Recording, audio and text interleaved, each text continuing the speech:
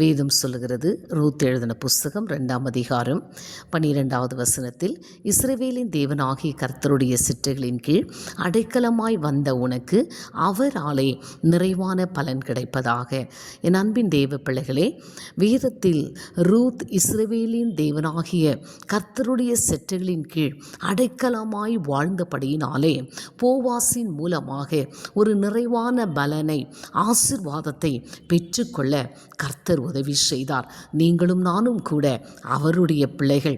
அவர் ரூத்துக்கு மாத்திரம் தேவன் அல்ல, அவரால் உண்டாக்கப்பட்ட நமக்கும் கூட அவர் ஆண்டவராயிருக்கிறார். அவரை ஏற்றுக்கொண்ட நீங்களும் நானும் கூட அவருடைய செட்டைகளின் கீழ் அடைக்கலமாய் நாம் வாழ்வோம் என்று சொன்னால், ரூத்துக்கு எப்படி நிறைவான பலனை கொடுத்து தேவன் ஆசீர்வதித்தாரோ, அதே போல நமக்கும் நம்முடைய குடும்பத்திற்கும் ஒரு நிறைவான பலனை, நிறைவான ஆசீர்வாதத்தை கொடுத்து ஆசீர்வாதமாய் இந்த உலகத்தில் வாழ தேவன் அனுக்கிரகம் செய்வார். தொடர்ந்து தேவனுடைய செட்டைகளின் கீழ் அடைக்கலமாய் இருங்க.